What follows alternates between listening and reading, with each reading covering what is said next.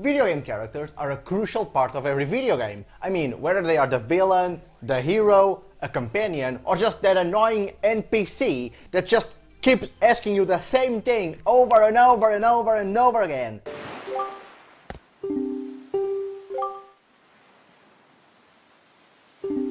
But anyways, whether we like them or not, whether they are annoying or not, they are the reason why the story moves forward. They are the reason why we, the players, create an emotional bond and create some sort of empathy with digital creations. And they are also what makes the digital world seem more fluid and more real. So next I'm going to present 6 video game characters that were so divisive that they split video games communities into 2 completely different groups, breaking almost as many friendships as a Super Mario Kart party. Oh, and spoilers for the next games.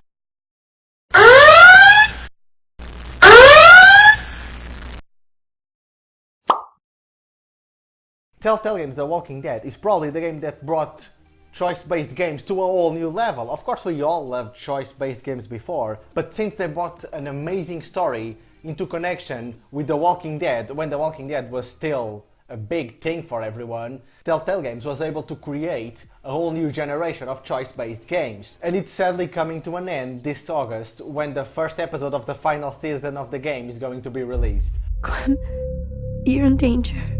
You and AJ both.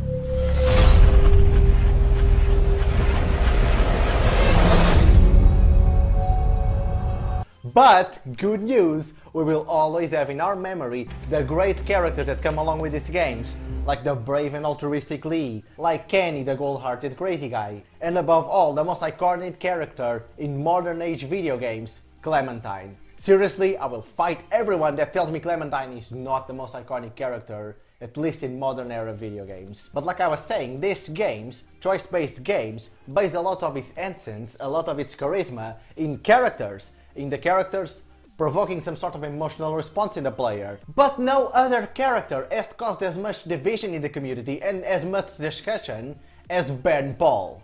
I found this. Ben?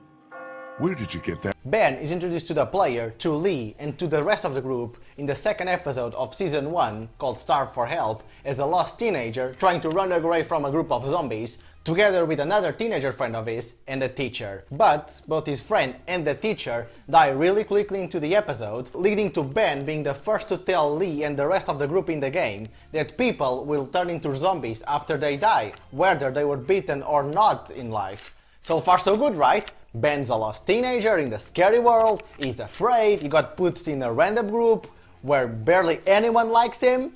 I mean, besides Clementine. But Clementine's perfect, so we can't compare anyone to Clementine. So until now, no one had any real hate or love towards the character. But the more people played the game, the more people started realizing that every decision, every action that Ben took had negative consequences, either towards him, the group, or someone completely unrelated that ended up dying because of something he did.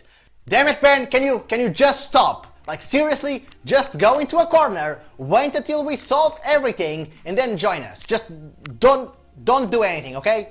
Don't do anything. This continuous line of mistakes is what created this huge division within the Walking Dead community towards Ben. On one side, you have the haters. Now, the nicest ones will tell you he's just a liability and then he has no place in the group because he keeps taking actions that cause harm to the group and to the chance that the individuals within the group have of survival. On the other hand, you have the harshest haters of Ben that will tell you he's not just a liability, he's just a complete moron, ruining any chance and any plan the group had of bettering their lives within a world that's already completely fucked up as a zombie apocalypse world. But anyways, both will tell you that Ben has no place in the group, should have been kicked out a long time ago, or not even enter the group at all, and most haters will even tell you that he should have died a long time ago. If you can't survive in the world, you shouldn't even be part of the group, and he only survived because other characters like Lee, like Kenny, like anyone, keep sacrificing themselves or putting themselves in really hard situations just to save his ass. But on the other hand, you have the Ben defenders. Yeah, gotta support him. He's only a kid still. This side of the fandom will tell you that Ben is just a lost teenager with no survivalist skills that got separated from his friends, from his family, from anyone he knew, and got put in the group of strangers that showed no love towards him, at least most of them. But the biggest argument of his defenders is that even though he made all of the mistakes he made, even though directly or indirectly he caused the deaths of many beloved characters and people within the group, everything he did was trying to help the group. He wasn't trying to save himself by sacrificing others. He wasn't just trying to protect himself and ignore others. No, what he was doing was trying to protect and save the group and everyone within the group. He just got unlucky and everything he did went to shit. And now that we're approaching the final season, this debate is still a regular theme of discussion within the fandom, whether on the blogs, whether between friends, anyone. But on the good side, I believe that Ben was created and developed with a purpose of creating division within the community, of creating friction within the fans. So we didn't add only characters that everyone loved or characters that everyone hated. No, we had Ben, a character that was more realistic, a character that had traits that people related to and traits that people didn't like, and each one of us could decide based on our life experience and based on our opinions if we liked them or not. So it was a character built with a purpose of creating discussion. And the biggest proof of this is the church tower thing. In episode 4 of season 1, there's a moment where Ben is dangling to his death from a church tower and Lee has the decision to either let him die, let him fall and die, or just pull him up and save him. In the end, it doesn't really matter because Ben dies in episode 5 even if you save him. But the debate will always live on, and the Walking Dead community, the Walking Dead fandom, will never be won because of Ben Paul. I never made it home. They could be alive or dead or walkers or worse, and I don't know. So give me a fucking break. Whoa. Okay. The Super Mario World is probably the most famous, long-lasting universe in gaming history. Therefore, we all know its characters, we all love them, and we all love to see them in a different kind of sets that the game keeps putting them in. I mean, the Super Mario universe has evolved so much that it stopped being just a platform game, and right now is its own universe that can agglomerate every single sort of video game. We have had Tetris games, we have had kart games, tennis games, Olympic games, space exploration games. Every single sort of game can be associated with the Super Mario characters. We've had Mario be a doctor, I have no idea where he got his PhD from. We have had Luigi be a Delta Sniper, or even Yoshi that got his own line of games. But then there's this guy.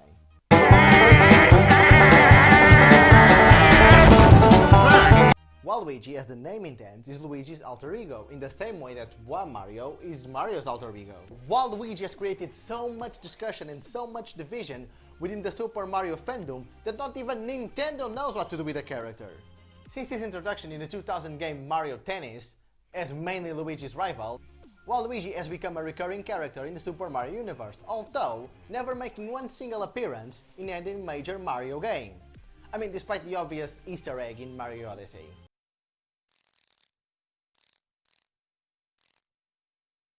Waluigi isn't necessarily evil as much as he is self-pitied, rude and mean-spirited, but maybe that's why so many people don't like him. A big part of the Super Mario fandom, at least the part that doesn't like the character, will tell you exactly this, that the character lacks any sort of point, any sort of direction, and any sort of critical thinking into creating a supposed alter ego of such a beloved character like Luigi. Most people going as far as to considering him completely unfunny and without even a place in the Super Mario universe. One fan even describing the creation of Waluigi as like plunging to the bottom of the intellectual barrel. Damn, dude, that's really harsh. Maybe a little too much.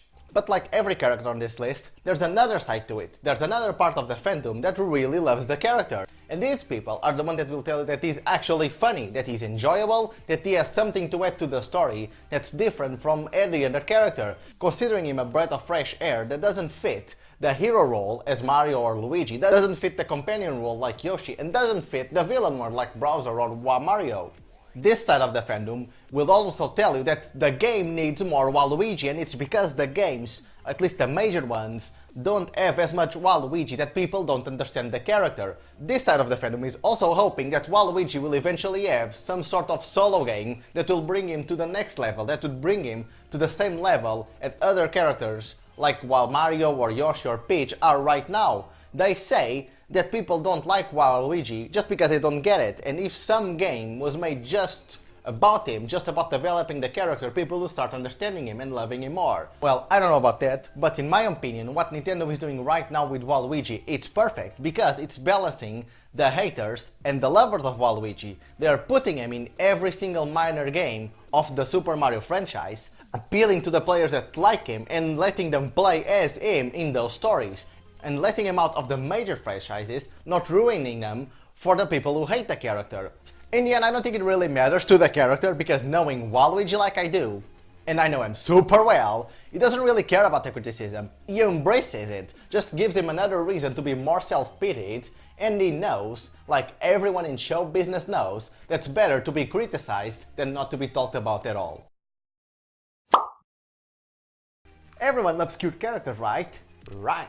Everyone loves funny characters, right? Correct also. And everyone loves pets! Of course, everyone loves cute, funny pets! So creating a character that's basically a funny, cute, furry animal should be perfect and everyone would love it, right?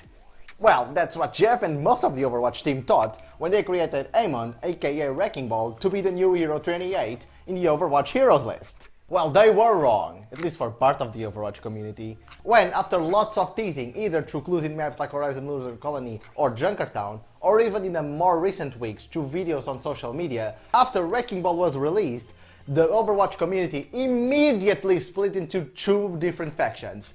One, whose reaction was, "Oh my god, this is so cute, I'm going to love him and play him forever," or the other side, that basically reacted with a, "What the fuck, is this a joke?" So I guess in a way, this escaped research subject had a big impact on the community. Not actually the impact that the Overwatch team wanted, but at least a strong impact anyways. But what can you expect from a character that even after the Overwatch creative team thinks is going to wreck the meta? Why even release it then? Was the Overwatch creative team like fighting against each other and Jeff all of a sudden comes along and be like, "No! Hammond's going to get released, and this is happening and everyone shut up." Because I think that's what happened. So on one side you have the Hammond lovers. These people will tell you that Hammond will bring a whole new playstyle and will change the meta forever in a way that's very much needed. Also, in lore-wise, they will tell you that we finally have a character that connects Junkertown or the Junkertown lore and story to Overwatch. On the other side, you have the Hammond haters. The people that will tell you that he was created to be cute just for the sake of being cute, that his lore doesn't make that much sense. They will also tell you that he's basically a cheap copy of Diva, but with an hamster inside of Mecha instead of a hot teenage girl, and that all of his abilities, especially the Wrecking Ball, will completely ruin the meta in a way that's going to turn a lot of useful and loved heroes into useless heroes. There's also a lot of hate towards Hammond just because he's a chimpanzee or any sort of monkey, since no one told us or there was any proof in the lore that any research experiment in Horizon Lunar Colony wasn't a chimpanzee. In the same way that we were never told that Effie is basically Iron Man of Overwatch, but we all know she is. Anyways, just have to wait until he gets nerfed and buffed around 50 times like every other hero and gets to the same level of balance as the rest of the heroes in the game.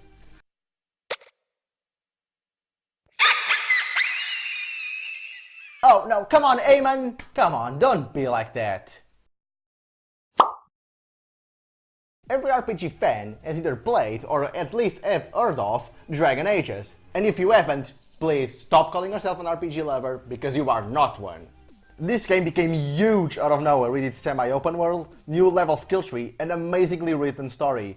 And, as any Dragon Ages fan will tell you, a big part of this game's charisma is the character interaction. Whether you are interacting with a villain, with one of the main characters, or companion, or just a random NPC, this game's character interaction is so next level, you barely need any social interaction in your real life. So congratulations and thank you Dragon Ages, you just created a perfect game where I don't need to go around talk to people, because I can just talk to your characters. I needed that. And since this game depicts characters and interactions so well, of course there are going to be characters that are more loved and others that are more hated. We all had complex relationships with characters like the lovable Alistar, or the complex and sometimes annoying Morrigan, or even the super scary but at the same time funny and huggable the Iron Bull. But no character has caused more division within the Dragon Ages fandom as Sarah. Now about Mythar. This elf frog, leader of an underground net of slaves and working class spies, actually becomes a great exit to the Inquisition. I mean, she knows everything about anyone, because who knows more about the people in power than the people who work for those people in power, right? So why all the division because of this character, you may ask? Well, the people that don't like this character will tell you that she's just basically unlovable. She creates problems in everything, has the need to go around criticizing everyone like that makes her more smart than everyone else, is always pushing her own agenda, never caring about the needs and wants of other people. The extreme haters of Sarah will even tell you that she has no place in the Inquisition because of her unwillingness to compromise at anything. She's creating friction within the members of the Inquisition, only being nice or at least less rude to people when they do anything practical for her or do something that will help her cause. But on the other hand, Sarah also has lots of people who love her. Well, that's sweet, but what are you on about? Being because of her mean girl strong personality, because of the fact that she actually has a goal and follows it, or just because they feel that her rude personality and being mean to each other is justified by her background as an elf slave. I mean, I would be pretty upset too if I saw the Inquisitor just side with rich people that a few months ago were torturing me and basically trying to sexually harass me. I guess like every choice-based game, it all comes down to the way you play the game. If you play it in a way that Sarah agrees with your decisions, she's going to seem like a great character that seems she's only criticizing you and not agreeing with you so you can rethink your actions. But if you play in a way where she never agrees with you and she's not willing to compromise at anything, I guess she'll look like a complaining brat that's just disagreeing for the sake of disagreeing. In the end, I guess it doesn't matter if you love her or not. What's important is that she has an emotional impact on you. She actually sticks with you. When you talk about the game, you remember her, whether you like her or not. And that's what's important in a game like this, that characters have an emotional impact on the player. So you're being a bitch. There. Said it. Damn it, Sarah, can you agree with me for once? When you hear this sound, run and hide your rupees, hide your fairies, and basically try to hide yourself, because here comes... Every Legend of Zelda fan knows this guy, Tingle, a 35-year-old man obsessed with fairies and rupees that appears in the game to either trick Link into buying some of his crap, overprices any small favor that Link asks of him, or just plainly tries to steal your rupees just because you left them on the floor a little bit. I wasn't done playing with them, I was just playing with something else for a while. Come on, Tingle, you need to respect their boundaries. But with great fame comes also great hate. And towards Tingle, there's so much love and so much hate that he's considered the most divisive character in the entire Legend of Zelda series. On one side, you have the Tingle lovers, people that are so obsessed with Tingle that will tell you that he is a colorful and unique character that creates a whole new way of doing comic relief in the game. Of course, they'll admit, like everyone, that he has a little bit of a weird obsession with fairies. But hey, we all have our weird things. I, for one, have an obsession with shiny rocks.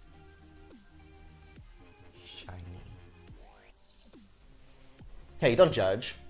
On the other side, we have the fans that hate him. The fans that will tell you that he's a ridiculous person and character. It makes no sense, even in a random world like the Legend of Zelda world. And it was created to be weird, just for the sake of being weird. But come on guys, we all know we love weird people. But what's interesting about the Tingle debate is that most people and most analysts will agree that his hate or love is mostly based on cultural differences, being that most of his haters are from the Western cultures. Anyways, in the end, I think Tingle feels happy with who he is. And that's what matters, right? That we all feel happy and comfortable with who we are. Whether as a background character, a mini antagonist, or even a side quest NPC, you'll keep showing up in Link's adventures. And you can't deny that these suits make everyone look sexy.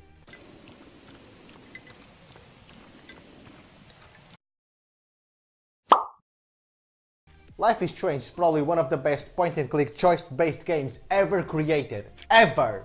And I'm right about that. It tackles themes like family, friendship, sex, drug abuse, sacrifice and abandonment, while in the meanwhile giving you powers to change your past actions and better your present and future.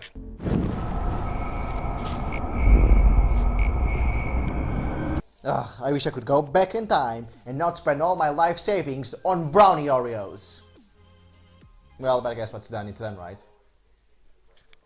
And like every good story-based driven game, it bases a lot of its charisma in the characters it presents to us. Being to the adorable and sometimes annoying Max, the cool kid Chloe, or even the obvious, ooh, I'm acting like I'm the good guy, but in fact I'm the bad guy, Professor Jefferson. Every single character is so complex, it's hard to not feel sympathetic even towards that jerk Nathan Prescott. But no other character has created as much division within the Life is Strange fandom as Warren Graham. Initially, he's just introduced to us as a charming, funny, awkward-like guy that obviously has a huge crush on Max. Seriously, Warren, it's so obvious it's not even funny to pretend it's not there. But just like in real life relationships, it's his actions during the game that lead many people to start questioning him and others to actually love him to bits. The people who like him will tell you that overall he's a nice guy, always willing to help, and able to endure some of Max's actions without forcing for an explanation or questioning her motives, even when she's being totally weird and nothing she does makes any sense. On the other side, you have the people who don't like Warren. No one actually says he's a bad guy, no one actually says he's trying to be mean or trying to manipulate people, but knowingly or unknowingly, he's trying to manipulate Max into liking him, forcing her to hang out with him just because he's nice to her. Just because you got beaten up to protect her doesn't mean she owns you anything. It was your decision. She didn't ask you for anything, you just decided that it was fun to be punched. Have fun then. I guess in the end it depends how you play Max. If you play in a way that where she retributes his romantic approaches, then you'll seem like a nice guy that you're actually in love with. If you keep trying to push him away in a nice way without hurting his feelings, and he just keeps being creepy and trying to force dates with you, then yeah, you'll seem like a creeper that's trying to force himself into your life.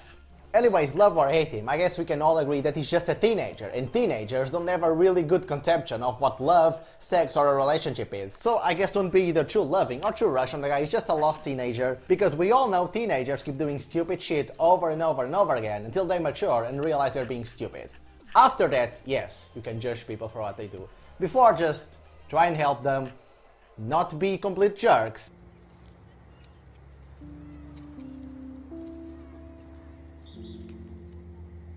Damn it, Warren! What did I just say? I'm trying to help you, dude! Come on! And yeah, these are my 6 most divisive characters in video game communities. But what do you guys think? Please tell me in the comments if you agree or you disagree with any of my opinions, and even share your own opinions. What other characters do you think are really divisive in video game communities? And while you're at it, why not subscribe and leave a like in this video, because both those things really help me out a lot. But anyways, thanks for watching, see you next time.